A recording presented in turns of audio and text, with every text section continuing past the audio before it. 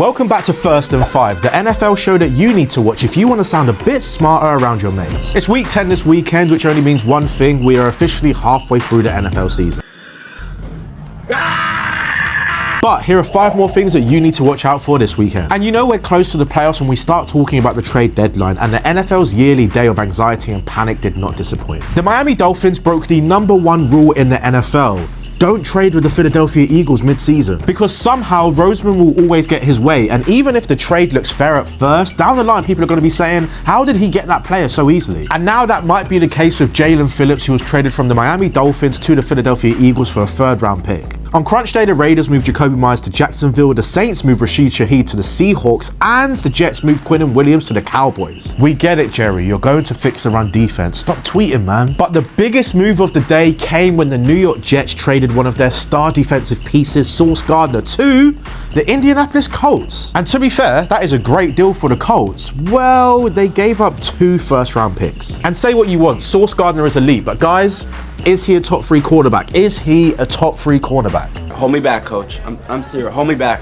Hold me back. Because if he is, fair enough, 2 first-round picks might be a good deal. But damn, they're going all in on Daniel Jones, aren't they? Jones, a deep drop, throw, deep shot. Jones has got a man open, over the shoulder. But speaking about the Jets, we need to tell the biggest story of the NFL trade deadline. Because it now feels like teams that know they are not going to reach the playoffs are selling high to build for the future. Moving off big contracts and stacking draft picks might seem a bit weird when you're in the middle of the season. But when other teams are desperate to make the playoffs, this might be the best time for you to get future assets. Because some teams are done chasing short-term hope and are looking for long-term success. So time will tell if that Sauce Gardner trade to the Colts is better for the Colts or better for the Jets. But this year we're going to have another very strong QB draft, and the Colts basically said we're sticking with Daniel Jones and we don't want to go for a rookie next year. What about Anthony Richardson, please? Right, lads, let's talk about the NFC North then, because what on earth is going on? That division is absolutely wild, and I just feel like no one is talking about it. Through 9 weeks, there are only 2 games between the division leaders Green Bay Packers and the bottom of division team Minnesota Vikings. And then wedged between them sit the 5-3 Detroit Lions and the also 5-3 Chicago Bears. How have we got here? Now, last week's loss to the Panthers was absolutely awful for Green Bay, who were hoping to break away from the pack. And before the week, if you said to Matt LaFleur that the Vikings would beat the Detroit Lions, then he'd probably be very happy. But after losing to Carolina, it just now means that Minnesota re-enter the race for the playoffs, and they're another team that he needs to watch out for. And now this week is going to be massive in the NFC North, because the Lions travel to a bruised and battered Commanders team. The Bears host a Giants team who look way better than their record. And the Vikings and Packers host 2 very tough teams in the Ravens and the Eagles. So this division is not one to miss, but who do you think is going to win it? Now, because we're halfway through the regular season, we might as well do our mid-season winners and losers. Now, my biggest winners so far are the Denver Broncos, the Indianapolis Colts, the Pittsburgh Steelers, the Tampa Bay Buccaneers, and the Seattle Seahawks. Oh, and let's not forget the New England Patriots. Now, have the Broncos been great this season?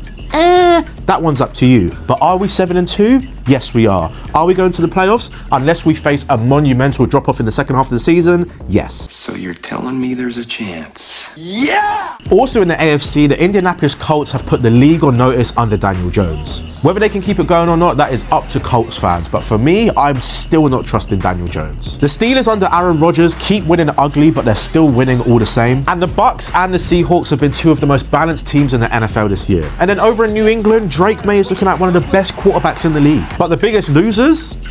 How long have we got? My losers are the Las Vegas Raiders, the Baltimore Ravens, the Washington Commanders, the Miami Dolphins, the New Orleans Saints, and the New York Jets. Because the Raiders look lost despite their talent on paper. The Washington Commanders are just one big inconsistent hospital right now. The Ravens were painfully exposed when Lamar Jackson went down and Derrick Henry couldn't hold the ball. Miami seems to be getting worse under Tua Tagovailoa, and their only shining light right now is Devon Achane. The Saints still seem to be rebuilding, but we didn't think they'd be this bad. And the Jets continue to be the league's laughing stock. But with a bag of picks now, watch out for New York. Halfway through the season, it's very clear who's found their rhythm and who's still looking for answers. The second half of the season could flip all of that, but for now, those are your storylines. Should I be so real? Not even me, a Denver Broncos fan, thought the Las Vegas Raiders would be this bad. Because going into the season, I thought Las Vegas would be a sneaky good team. They had Geno Smith under center, and I promise you, his underlying stats in Seattle were insane. A rookie Ashton Jeanty, who was a Travis Hunter away from winning the Heisman at Boise State. Jacoby Myers as your wide receiver 1, Brock Bowers, one of the best tight ends in the league, league in his sophomore season, and then one of the best pass rushers in the league in Max Crosby. I thought they'd at least be flirting around 500. But wow, oh wow, have the Las Vegas Raiders been bad. And you know what? It's good for me, but I don't like being wrong. I mean, you'd forgive them for being bottom of the AFC West, where the 3 other teams are some of the best in the league. But saying that, they've only really lost to teams that are clearly better than them outside of that embarrassing loss to a Mariota-led Commanders. But losses to the Colts, Chiefs, and Chargers were kind of expected, and the 2 losses to the Jacksonville Jaguars and the Chicago Bears were only by 1 point each. So the Raiders might not be as bad as they seem, and the key to unlocking that offense might just be shaping it around their rookie running back. Because Gentry only has 1 game this season over 100 yards. Come on, Las Vegas. This is a player that rushed for over 2,600 yards for Boise State. And yes, it was the Mountain West Conference, but let's not be silly here. And we can't finish this week's episode without talking about this weekend's NFL Germany game.